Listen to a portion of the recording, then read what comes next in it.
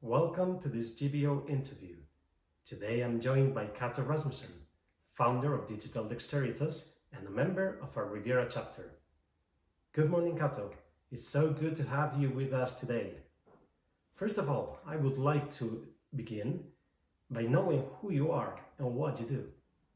Thank you very much, Miguel, and thank you for having me on. I very much appreciate it. I am Norwegian by birth. I haven't lived in Norway for many years. I expated through Digital Equipment Corporation, which is a technical computer manufacturer, to the south of France in 1991-92, joining a telecommunication competence center down here. I have worked with many of the leading technology companies over the years, mainly in the commercial area. I do understand technology, but I'm not a technology engineer or anything like that. My forte has always been what is the value that these technical solutions or technical equipments actually provide to a company, as opposed to function, feature, and that sort of thing. So that has been my forte. So I work with technology companies. I worked as a account manager, business development. I worked in consultancy. I worked with telecoms companies. I worked in education. I worked in industry associations. So I have quite a wide spectrum of technology angles to provide to industry. Lately I worked more horizontally with finance companies. I wouldn't say I worked with healthcare, but I kind of worked with indirectly to healthcare solutions, public sector, and so on. So that is really who I am and what I am. Other than that, I like to think of myself as a social guy. So, when and why did you join GBO? Well, I joined a meeting here in Riviera, must be around a year ago, one of the first meetings down here. And I attended that meeting to get a better understanding of what actually was what GBO was all about. And to be honest with you, there I was in the middle of writing a book, and I also wrote a lot of papers. I gave a lot of keynotes. So I thought, okay, does GBO provide a platform, a good platform, so that the members can share not only in the meetings, but share with each other across the chapters and so on. And I was told that GBO at that time was on their way to provide such a platform.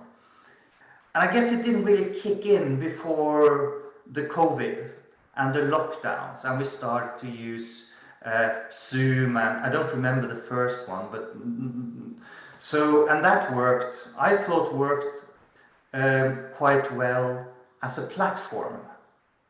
I think the discipline and the way to facilitate and engage in these meetings have a lot of leeway to go on, but the platform and the socialization, electronic socialization, if you may, was I thought worked quite well. So this was really the reason why I joined, was that platform, so we can collaborate electronically. Yeah. It's better to see a person, like now I see you, Miguel, and I see your body language, I see your smile, I see your, how should I say, your feelings in a different way if I just hear a voice. Being a professional that is working around technology, how would you say that the new digital world will work after the pandemic?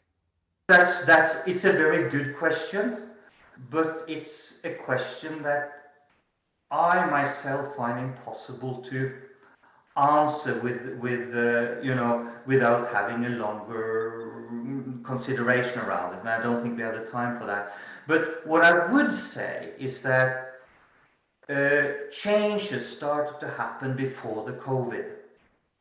So COVID had caused a lot of acceleration in what we do now. What is unfortunate is that the COVID has an economic impact. So we will see unemployment, we will see small businesses struggle to survive, and those kind of things. And I think that is very, very unfortunate.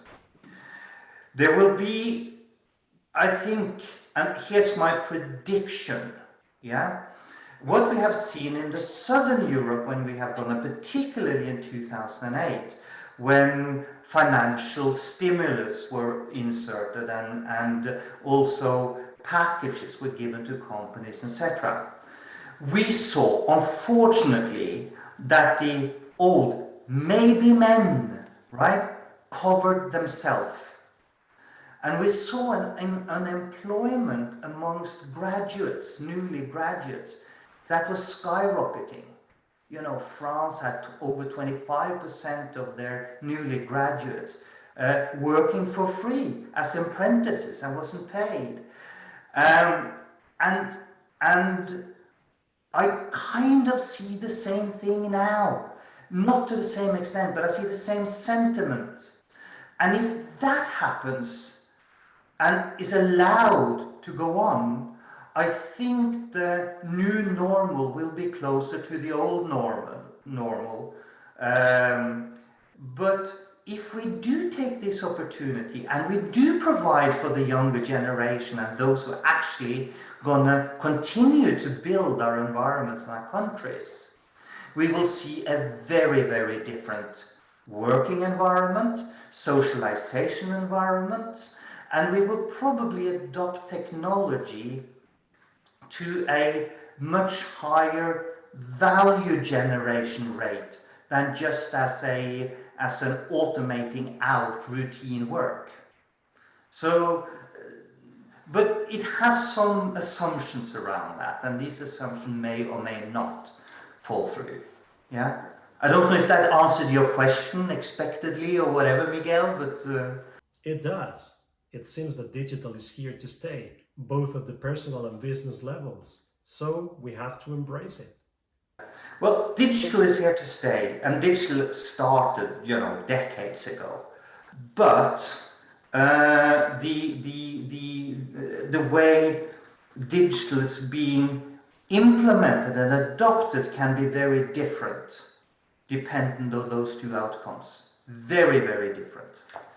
Well, I just hope that we still have time to meet around the table and exchange some ideas and opportunities. Oh, absolutely. Yeah, we are social creatures.